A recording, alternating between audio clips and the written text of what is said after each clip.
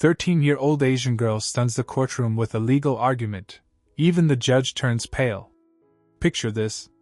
The courthouse lobby echoed with the nervous shuffle of feet and murmured anxieties. Anya's small hand sought the solace of her mother's, the cold marble a jolt against Priya's warm skin. Ahead Ramesh trudged, his frame bowed not just by the worn fabric of his coat, but by a weight unseen, unheard. The air, redolent of antiseptic and aged documents, offered no comfort to the knot tightening in Anya's chest. Inside the courtroom, the benches shone under the stark glare of fluorescent tubes. Richard Sterling, his self-satisfied grin practically carved into his face, awaited them. His tailored suit exuded an unshakable confidence. He offered no greeting, merely adjusted his silk tie and murmured to a severe-looking woman beside him. Judge Harding's entrance silenced the room. He looked older than Anya expected, his face a roadmap of countless legal battles. He settled into his seat, his sigh a heavy exhalation of the system's burdens. The hearing commenced, a torrent of legalese washing over Anya. Plaintiff, defendant, ejectment, due process, each term like a stone reinforcing the barrier between her family and their home. Sterling spoke with practiced fluency, his voice a confident instrument as he brandished papers and cited obscure passages. He crafted a narrative of negligent tenants, conveniently overlooking years of consistent payments, and Ramesh's meticulous care of the premises. Anya's gaze drifted to her parents. Priya's brow was creased in concentration, her lips moving in silent attempts to grasp the unfamiliar language. Ramesh sat immobile, his eyes fixed on the table. His usually reliable hands were now clenched tight. Anya felt the tremors of his fear through the shared armrest. The lawyer concluded his opening statement with a theatrical flourish. Therefore, Your Honor, we respectfully request the court grant the eviction notice, allowing the plaintiff to reclaim his property and maximize its potential. Anya gulped. Maximize its potential. Their home, their haven, reduced to a mere asset. Judge Harding's gaze turned to Ramesh. Mr. Sharma, do you have a response to the plaintiff's assertions? Ramesh's mouth opened, but the words remained trapped. He looked from the judge to Sterling, then back to Anya and Priya, a flicker of helplessness in his eyes. He was a wizard with engines, capable of resurrecting mechanical failures, but this was an entirely different beast, one beyond his comprehension. Priya squeezed Anya's hand, a silent exchange of worry, reassurance, and dread. Anya understood, with terrifying clarity, that her parents were being swept away by a tide of legal complexities. They were good people, honest and diligent, yet they were hopelessly outgunned. Sterling was a predator, circling with his calculated words and razor-sharp arguments.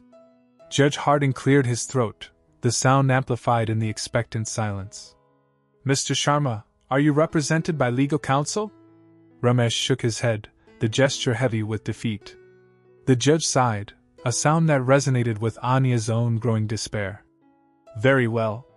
We shall proceed. Anya's breath caught. This was it. They were losing their grip. The crushing weight of their circumstance, the incomprehensible jargon, the anguish in her parents' eyes, it all coalesced, pressing down on her. Suddenly, an unexpected surge of anger ripped through her, an intense, unfamiliar heat. A small voice, a nascent rebellion, stirred within her, demanding to be heard. A bakery on the brink. The yeasty aroma of cardamom and warm sugar always clung to Anya's clothes, a comforting fragrance that spoke of early mornings and late nights. It was the scent of Sharma's Sweet Surrender, the family bakery that had been a fixture of Elm Street for over 30 years. Anya, barely tall enough to see over the counter, had spent countless hours watching her mother, Priya, orchestrate a symphony of flour, butter, and spice. Each day was a ritual. Priya, her face dusted with flour, would greet regulars by name, knowing their orders by heart. Mrs. Gable's weekly halwa, Mr. Henderson's pecan pie, the twins' after-school samosas. The bakery wasn't just a business, it was a hub, a place where stories were shared and connections were forged. Even Anya, shy and prone to hiding behind books, felt a sense of belonging amidst the warm chatter and comforting smells. The memory of that rhythm, the steady pulse of the bakery, felt like a cruel taunt now.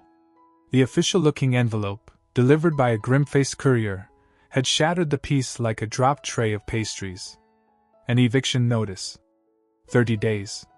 Priya had clutched the paper, her face crumpling like discarded parchment. But the lease," she'd stammered, her voice trembling. "We have a lease." The courier, clearly uncomfortable, simply mumbled something about contacting Sterling and Associates, and retreated. Sterling and Associates. The name tasted like ash in Anya's mouth. The day blurred into a frantic scramble of phone calls, unanswered emails, and mounting despair. The lease, meticulously drafted all those years ago, had a loophole, a tiny clause buried in legal jargon that Richard Sterling, a local property developer with a reputation for ruthlessness, had apparently unearthed. A clause that allowed him to terminate the lease with minimal notice if the building was deemed underperforming, according to his own, conveniently vague, criteria. Later that evening, Anya overheard snippets of a conversation between two men at the Brass Tap, a dimly lit bar a few blocks from the bakery. A booming laugh, laced with arrogance, carried through the open doorway. "Simple as pie, I tell you! Sharma's been there for decades, practically giving away those sugary bombs. Market values skyrocketed. A trendy gastropub will pull in 10 times the revenue." Another voice, lower and more sycophantic, chimed in. "Sterling, you're a genius! That clause. Pure gold." Anya's blood turned to ice. It was Richard Sterling. His words, dripping with callous indifference, confirmed her worst fears. He wasn't just evicting them, he was gloating about it. Back at the bakery, Priya sat slumped at the kitchen table, the eviction notice lying beside her like a death warrant. The warmth that usually radiated from her was gone, replaced by a chilling emptiness. Anya, usually lost in her books, felt a surge of protectiveness, a fierce, unfamiliar anger bubbling within her. This wasn't just about a bakery, it was about her family, their livelihood, their life. She had always been afraid of confrontation, of speaking out. But looking at her mother's defeated face, she knew she couldn't stay silent any longer. The smell of cardamom and warm sugar, usually so comforting, now felt like a call to arms. The Library of Hope. The aroma of time-worn paper and tanned hide embraced Anya as she crossed the threshold of the hushed library. High, arched windows cast shafts of light, revealing swirling dust motes, silent chronicles of the stories cradled within. This wasn't the vibrant chaos of the children's section, but the somber law section. Imposing shelves, a veritable wall of formidable tomes, greeted her. A nervous flutter stirred within. She never ventured so deep into this literary labyrinth before. Each book seemed to scrutinize her, a silent, gilded challenge. Criminal law, declared one, civil procedure, another, each title a stony gate in her path. She felt almost like an imposter, an outsider in this realm of jurisprudence. Yet the thought of her parents' worried faces hardened her resolve. She began with a primer, a concise introduction to legal jargon she unearthed on a lower shelf. The language was a thicket of unfamiliar terms. Defendant, plaintiff, jurisdiction. It felt like decoding an ancient script, requiring unwavering focus. Evening after evening, Anya sought refuge in the library. The librarian, a kindly soul with spectacles perched on her nose and a perpetually gentle smile, took notice of Anya's commitment. She steered her toward online databases and suggested relevant texts. Anya dedicated hours, hunched over the glowing screen, navigating the intricate pathways of legal precedent and statutes. Determination burned in her eyes, reflected in the monitor's light. Gradually, the alien tongue began to resolve into coherence. She deciphered due process, the rights of the accused, the burden of proof.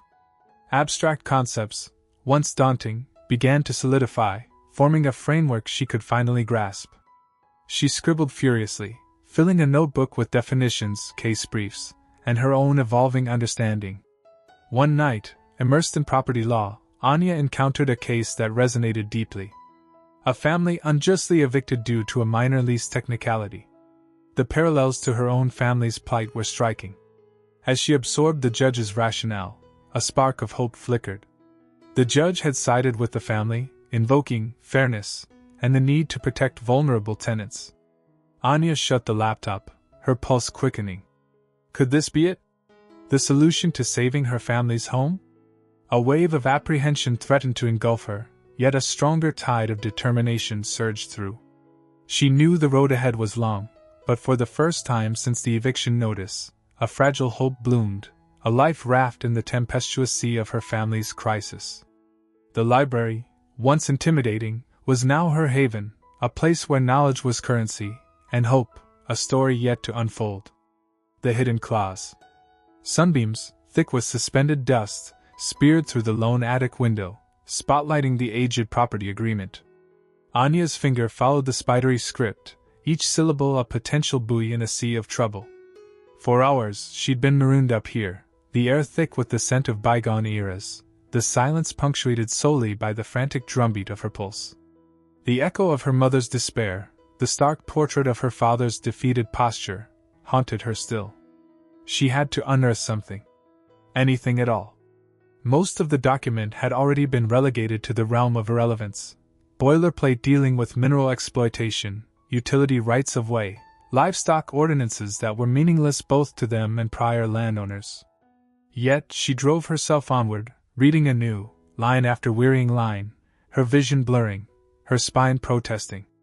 Then, a glint of possibility. Buried in the 8th paragraph, almost an afterthought, lay a clause she'd previously glossed over. Innocuously titled, Addendum B, Special Considerations. The heading offered no hint of what followed. The verbiage, however, stood apart from the rest.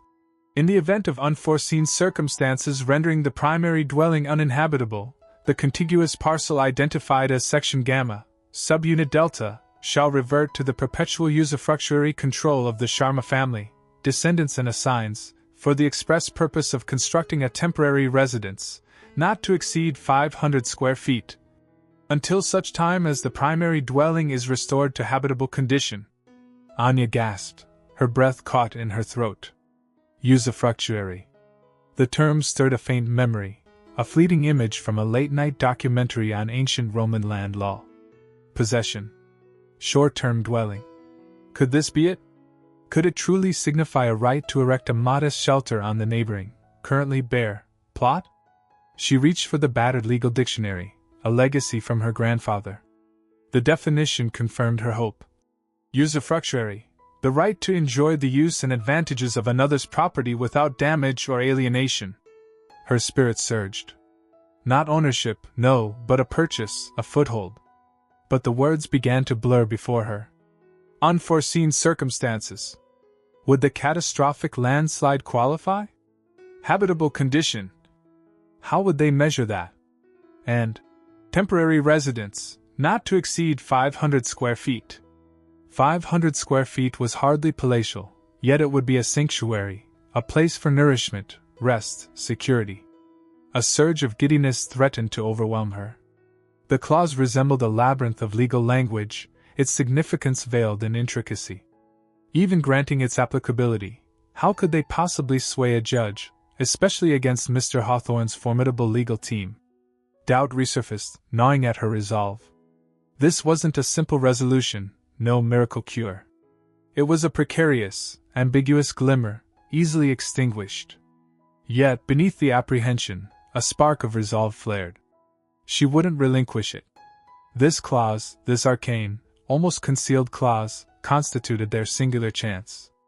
She was determined to unlock its secrets, decipher its meaning, and champion its promise with every fiber of her being. Now, she simply had to discover how. The courtroom showdown begins. The courtroom's mahogany panels glowed with a predatory sheen under the harsh glare of the fluorescent lights. Sterling's counsel, Mr. Harrison, adjusted his tie, the silk rustling with a dry, insidious sound. Therefore, he declared, his voice booming in the stillness, the lease agreement is unambiguous. The Sharmas received ample notice of the planned redevelopment. Their continued presence constitutes a clear breach, and we implore the court to grant Mr. Sterling immediate repossession. Anya saw her mother's spine curve inward. Priya's normally radiant sari appeared muted, drained of its usual vibrancy. Her father, a man of unwavering resolve, stared down at his clenched fists, knuckles bone-white. The words, eviction order, were an invisible weight, pressing down on them all. The air hung thick with the scent of aged paper and encroaching despair. Harrison settled back with a smug little smile, sharing a fleeting, triumphant look with Richard Sterling, who exuded an air of casual dominance. He looked like a wolf savoring the kill. Judge Harding cleared his throat, the sound echoing the frantic rhythm in Anya's chest. Weariness lined his face, a road map of wrinkles around his kind eyes. He'd seemed sympathetic before, but kindness wouldn't deflect a bulldozer. Anya's thoughts churned. Her tiny bedroom had become a war room, legal documents strewn across every surface. She thought she'd found an opening, a ray of light hidden within the dense legalese. The idea of speaking up, of addressing this room full of strangers, froze her in place. Sweat slicked her palms, and her breath hitched in her throat. Her mother reached for her father's hand, her touch delicate, seeking a strength he couldn't muster. A wave of fierce protectiveness surged through Anya, eclipsing her apprehension. Sterling sought to shatter their world, to obliterate their memories, their home. That couldn't happen. This courtroom felt like alien territory, governed by arcane rules. Mr. Harrison, with his bespoke suit and effortless confidence, seemed insurmountable. What if she faltered? What if she made things worse for them? Doubt coiled within her, a frigid serpent in her gut. Judge Harding turned to her parents. Mr. and Mrs. Sharma, is there anything further you wish to present? Priya's eyes, brimming with unspoken pleas, met her husband's. He slowly shook his head, a deep sorrow etched into his features. He was defeated. The judge sighed, his gaze lingering on them for a long moment. Very well. I am prepared to render a final.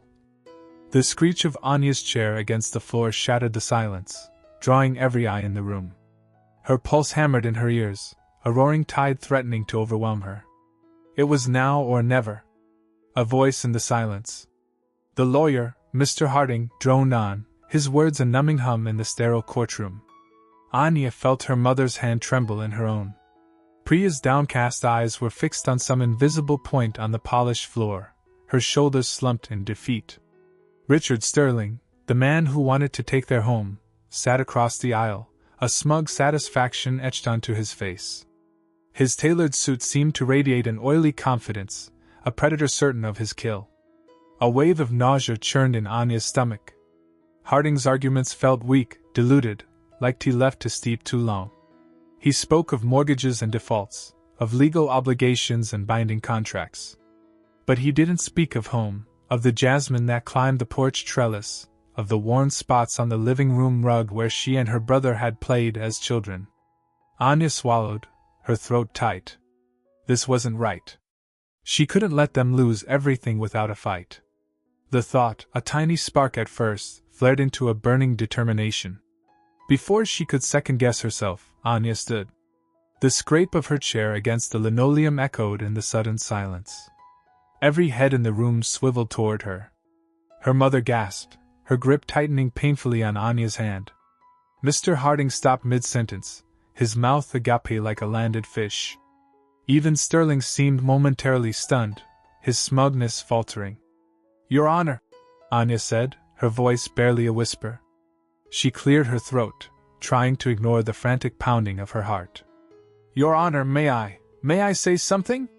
Judge Harding peered down at her from behind his spectacles. He was a man of measured movements and deliberate speech, and Anya imagined he rarely encountered such an interruption. A frown creased his brow. And who are you, young lady? I'm Anya Sharma, sir. Priya Sharma's daughter. He steepled his fingers beneath his chin. This is highly irregular, Miss Sharma. You are not a party to this case, and you are not a legal representative. Mr. Harding, he said, turning to their lawyer. I trust you are aware of what your client is doing? Mr. Harding stammered. I was not aware, Your Honor. I apologize. He shot Anya a look of bewildered disapproval. The judge sighed, a sound that seemed to carry the weight of 1,000 legal precedents. Ms. Sharma, I am inclined to deny your request. Court proceedings are governed by specific rules and procedures. However, He paused, his gaze softening slightly. I sense a strong conviction in you.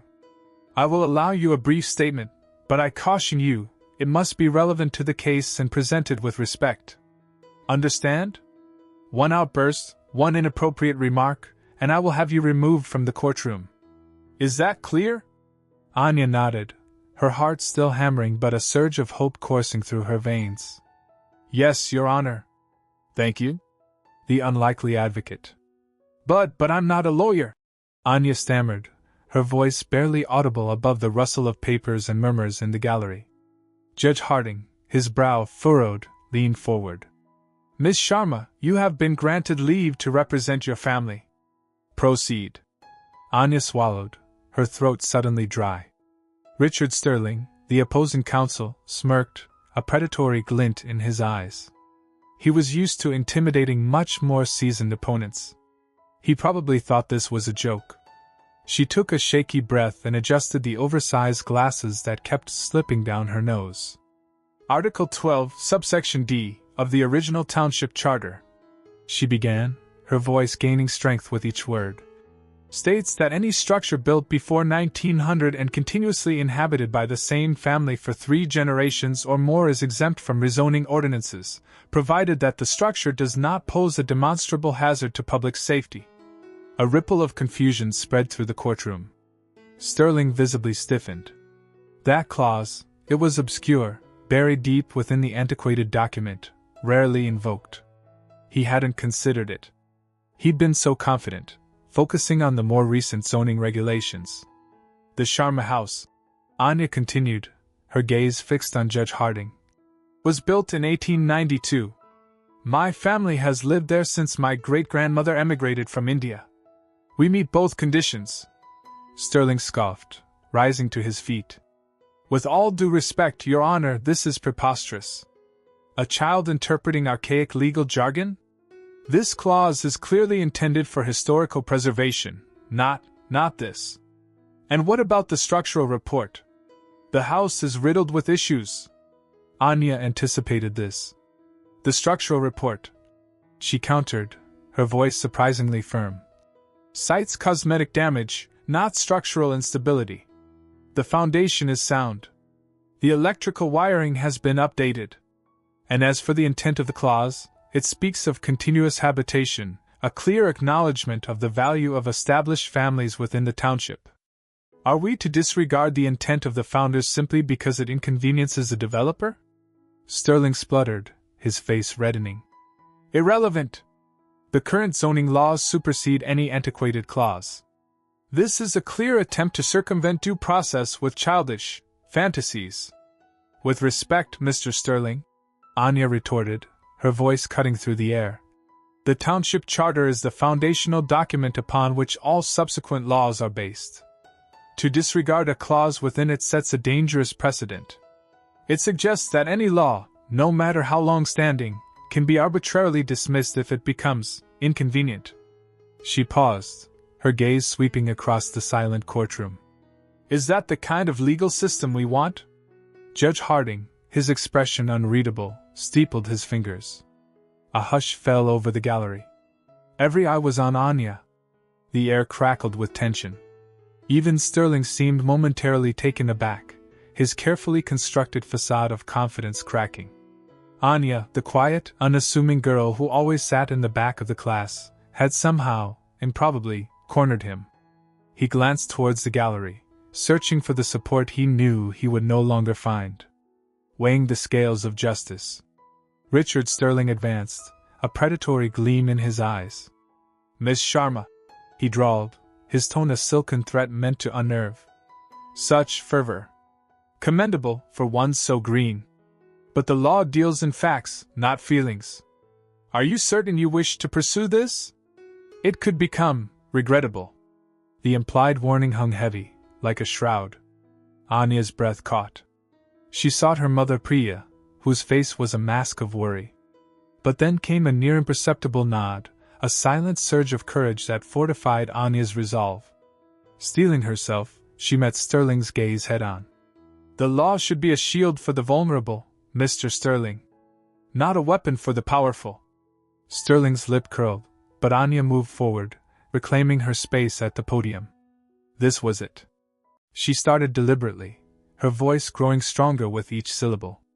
Your Honor, she addressed Judge Harding.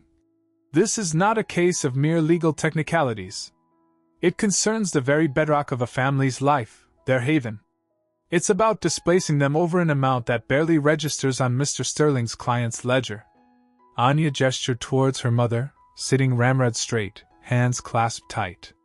My mother toils tirelessly. She cleans, she cares, she gives everything she has to make ends meet. And in return, she asks only for the right to remain in the only home she's known in this country. Is that truly an extravagant request? Her voice trembled, yet she held firm. You hold the scales of justice, Your Honor, to decide whether fairness prevails or whether avarice triumphs. You have the power to affirm that some values transcend profit margins. I implore you, for my family's sake, for the sake of what's right, choose wisely. A hush fell. The courtroom air seemed to vibrate with unspoken tension. Anya's heart pounded, a frantic rhythm against the silence. Judge Harding, who had remained an enigma throughout the proceedings, now leaned in, a deep furrow creasing his brow. His eyes flicked from Anya to Sterling, then back again. A tick pulsed in his cheek. This court will stand in recess for 1 hour, he declared, his voice uncharacteristically somber.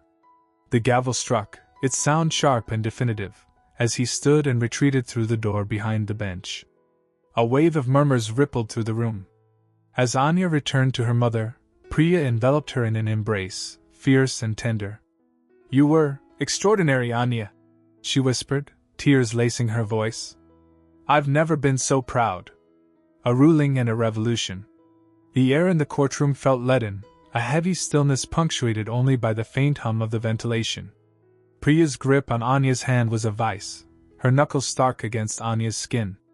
Anya's gaze was fixed on the judge's chamber door, a tight coil of anxiety in her gut. Each measured second amplified the weight of the weight.